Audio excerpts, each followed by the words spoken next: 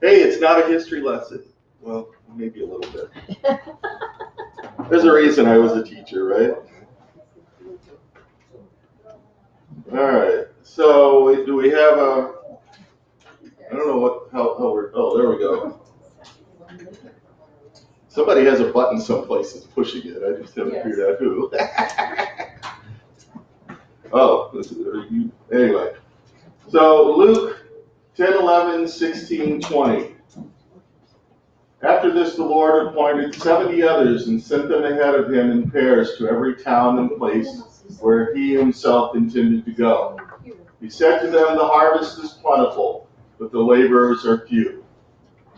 Therefore ask the Lord of the harvest to send out laborers into his harvest. Go on your way. See, I am sending you out like lambs midst wolves. Carry no purse, bag, sandals, and greet no one on the road. Whatever house you enter, first say, peace to this house. If anyone is there who shares in peace, your peace will rest on that person. If not, it will return to you. Remain in the same house, eating and drinking whatever they provide, for the laborer deserves to be paid. Do not move from house to house. Whenever you enter a town and its people welcome you, eat what is set before you. Cure the sick who are there and say to them, the kingdom of the God has come near to you. Whenever you enter a town and they do not welcome you, go out into its streets and say, even the dust of your town that clings to our feet, we will wipe off in protest against you.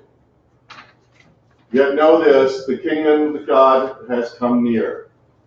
Whoever listens to you listens to me, and whoever rejects you rejects me. Whoever rejects me rejects the one who sent me. The 70 returned with joy, saying, in the Lord your name, even the demons submit before us. He said to them, I watched Satan fall from the heaven like a flash of lightning. See, I have given you authority to tread on snakes and scorpions, and over all the power of the enemy, and nothing will hurt you. Nevertheless, do not rejoice in this, that the spirits submit to you, but rejoice that your names are written in heaven. Okay? It's a lot. There's a lot there. The 70 thing is kind of an interesting one. 70, 72, depending on which one you read, shows up in like Deuteronomy and several other books in the Old Testament. Moses sent 12 to scout the way ahead of the Exodus from Egypt.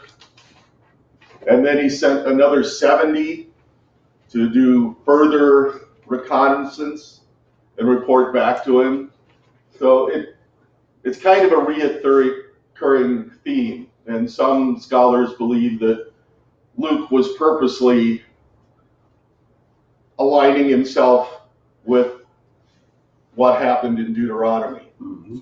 But basically, there's another interesting one that after the great flood, Noah, the ark landed, and the earth was repeopled, that there were 70 tribes, countries, divisions, whatever, however you want to interpret the word, in the world. So Christ sent out 70 missionaries to the 70 groups based on the story of Noah. Which, if you were an apostle and you were sitting there going, I'm one of the cool 12. And all of a sudden, there are 70 more of you who have the same commission. Only their commission was to go out to the non-Jews, to the Gentiles, to the other towns and cities around. What do you as apostle think? Like, gee, I was one of the really cool kids in school, and now there's suddenly made a lot more of us. Probably a little hard on their egos, don't you think? Oh, my thing, because I'm talking. Hi, I'm here. But it's an interesting thing. We're going to send people out. Don't take anything with you. The basic necessities of life. Someone will provide it for you. That's a lot of faith. Would you be willing to walk out right now and just go, what I got in my pockets, I'm going to go out and spread the word of God? Any volunteers? Yeah, probably not a lot. Most of us, it's an interesting concept. Another line in here is that the laborers are few, but the harvest is many. In modern day, there's a theory about productivity, particularly with, it's applied a lot in management for sales, that a very small percentage, varies statistics of, say, sales force that a company has will produce 80% of the sales. So even then, it was true. People are people. They don't change a lot. So the work is done by the few. The others of us kind of sit there in the pew and go, hope something gets done. Just think what would happen if we could unleash that other, even half of the other sitting percentage. What could be accomplished? But people are people. They're going to do what people do. But basically, it's spreading the word of Christ to the rest of the world is what this is about. They were empowered. Now there is kind of a cool one that for some reason they left out. And I do want to not fail to mention it. You notice there's a 1 through something and then it jumps. There's a little gap in there. Let me see if I can find it here quickly. And that's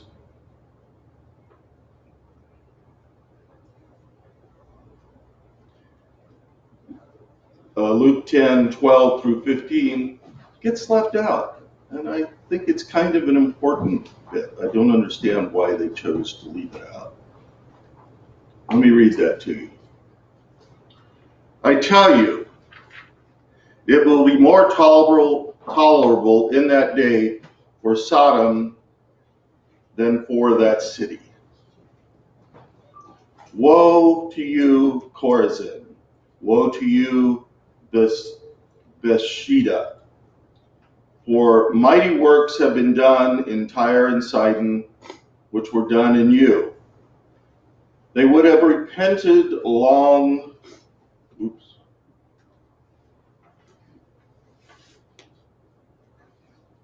Oh, I've lost it. Oh well. Paraphrase here. Basically, Christ had been teaching in Chorazin, Bethsaida, and Capernaum. He'd been basically pretty much, Capernaum was his center of operations after he had been more or less rejected by his hometown. Yeah, John was just there with me a few weeks ago. And Capernaum was a pretty going concern. It's way up at the very top end of the Sea of Galilee. Chorazin is not very far away, and neither is Bethsaida. So he'd been hopping around that, and Magda, which is where Mary Magdalene's from, is also nearby. I mean, they were what, 10 minutes of bus drive away. So they're all fairly close. So they had been living and knowing. Who else lived in Capernaum? Anybody remember? You remember, John? The weird building underneath the church? Oh, Peter. Peter, there you go. Yeah, if you go to Capernaum, they have the synagogue there, the foundations of the synagogue that was there when Christ was there. It's kind of weird because the stone in that part of the country is volcanic. So the stone they built with is black. It's a basalt type thing. Second century, end of first century, early second century, the Byzantine church comes in and finds Capernaum and finds the synagogue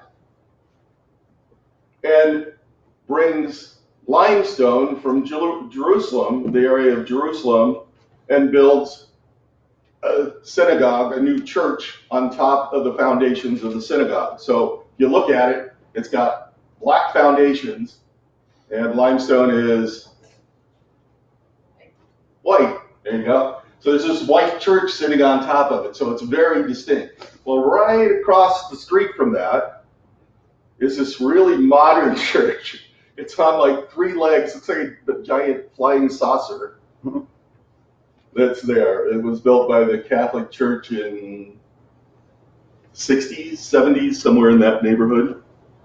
But the reason it's there is underneath that church is the foundation of another church that has 8 sides.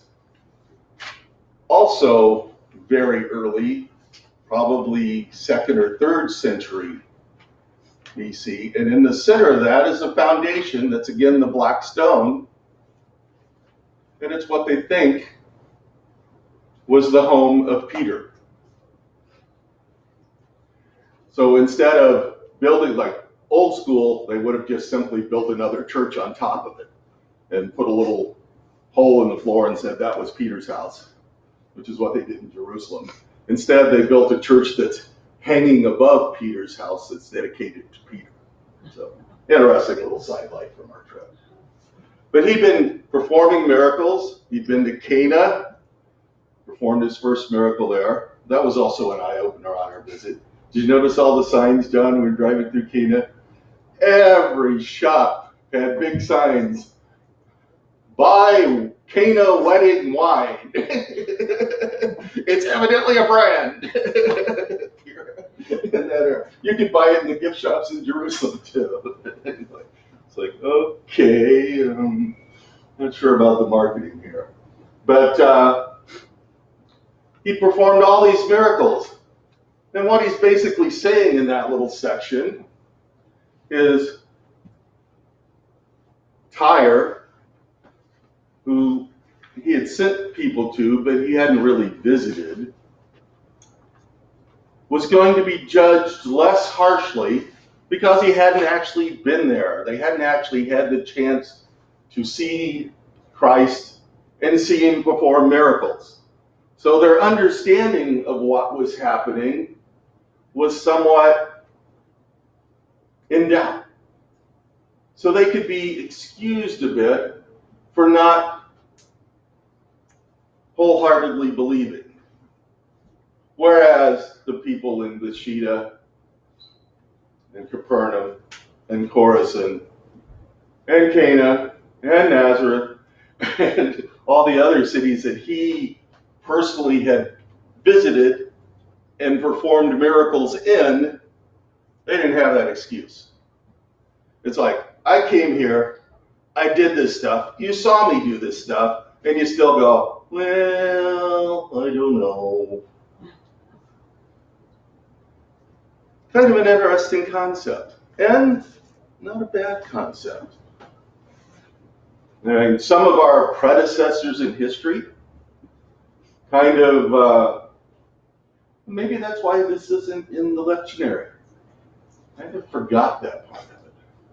There are parts of the world that have not heard the story of Christ. How will they be judged if they never had a chance to learn the story of Christ? There are some that would dismiss them totally. This is me personally. If someone has never heard the word, never heard the message, how could they be punished for not believing? Seems a bit unfair. Now, perhaps as Christians, as friends, we should be endeavoring to let them know. And we are in lots of ways these days. But that's our job, is to let them know. What's not our job? Judging the strength of their belief. Who is that between? For Quakers, it's between them and God. We can give people the emphasis. As a teacher, other teachers didn't like me because I would openly tell the kids, I can't teach you anything if you don't want to learn it. I can't open up your little skull, pour knowledge into your brain, close it back up, and you'll know everything. You have to decide to assimilate the information. If you're sitting there the whole time going, you can't teach me, you can't teach me, I can't. It's the same way here. If their hearts are opened by God and they take in the information and the message and believe, God will know they believe. I can offer the information. You can offer the information. Our missionaries around the world can offer the information. I don't care what denomination they are exactly. Well, some of the information I kind of wish they would leave out because they kind of made it up, but that's a whole different story. But this is the reason for us being here. And it's what is behind all this story. And the last little bit about, Satan falling and don't you be too proud is kind of a cautionary tale on Christ's part. Yes, I gave you these powers. But remember, they were given to you.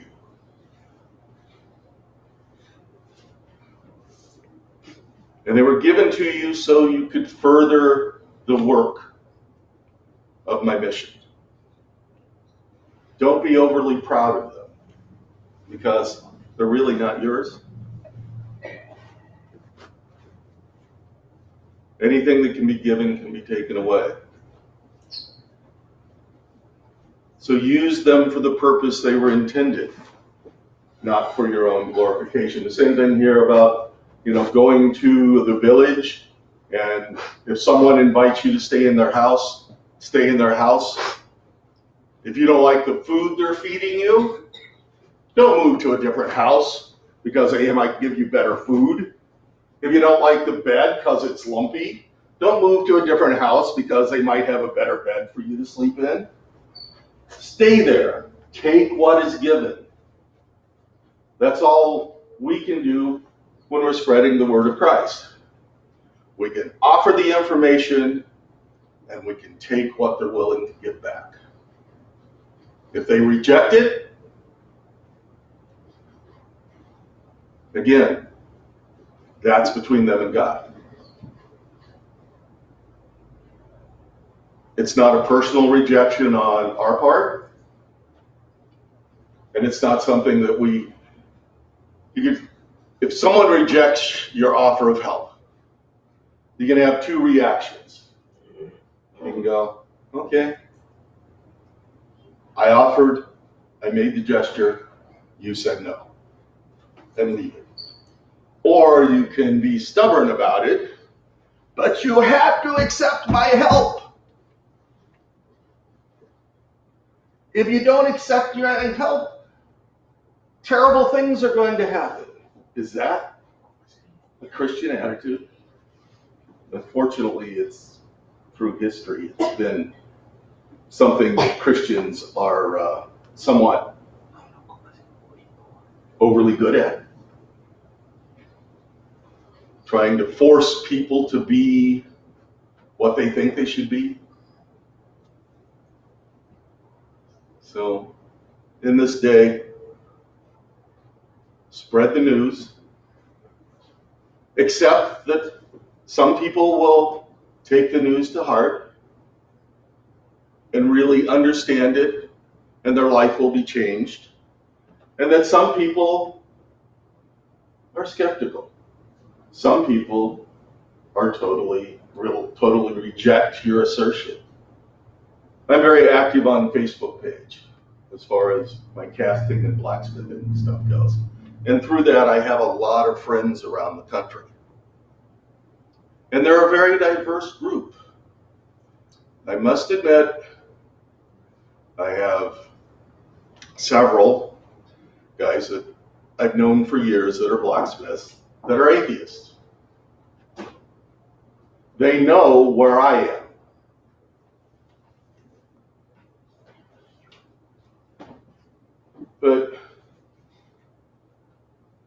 And I've let them know where I am, but they reject that concept of belief in Christ, belief in God at all. Should I reject them as people? Or should I just continue to do what I do, be an example, and hopefully someday they'll figure it out? Personally, I'm going with that one. If they don't, it's sad. But you can't force people to change. No one has ever forced anyone to change.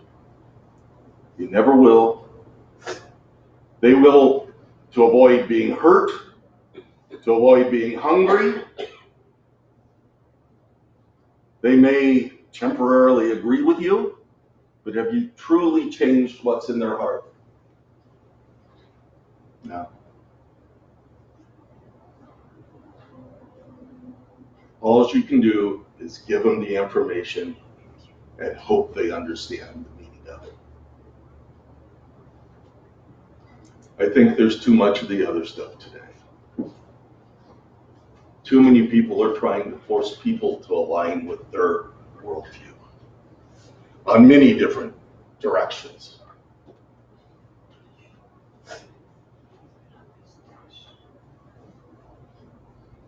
I have Facebook friends that are extreme left. I have Facebook friends that are extreme right. Actually, I did that backwards, didn't I? But I did it right for you guys. But anyway,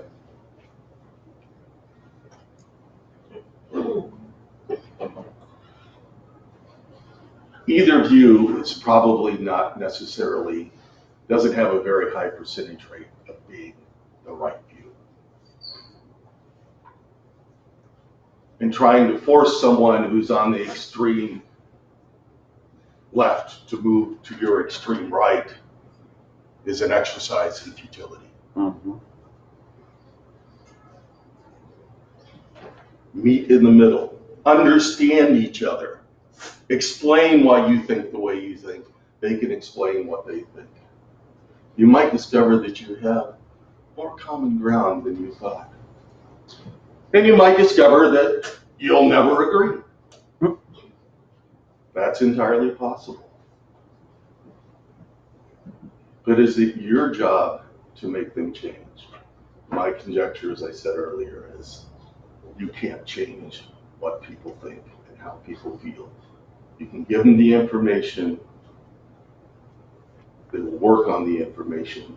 They will come to their own conclusion, whether as a missionary or whatever. You can tell somebody the good news of Christ.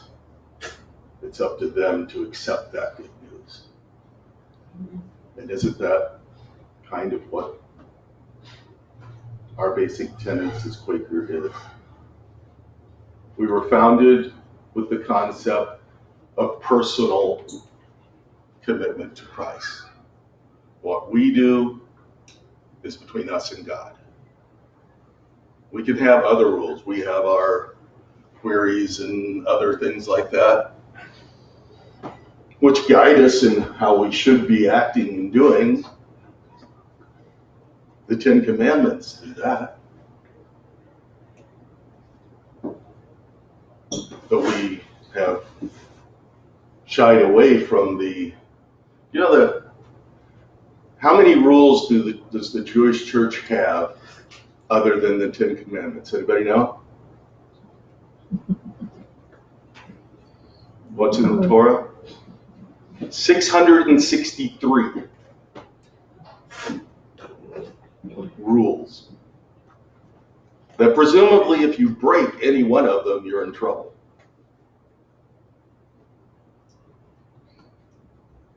Who possibly could keep 663 rules, even in their head, much less follow them? Stick with the basics. Love God, love your neighbor. Didn't Christ say that somewhere?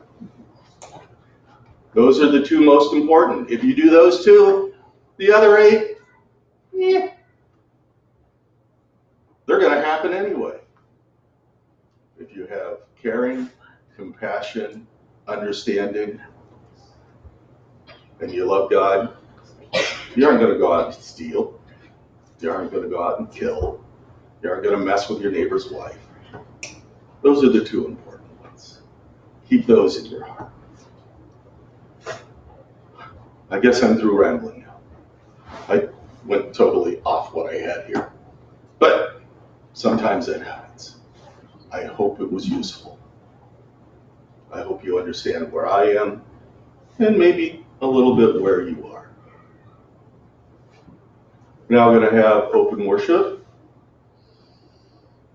I don't think I'll do a prayer before open worship. I'll do one at the end.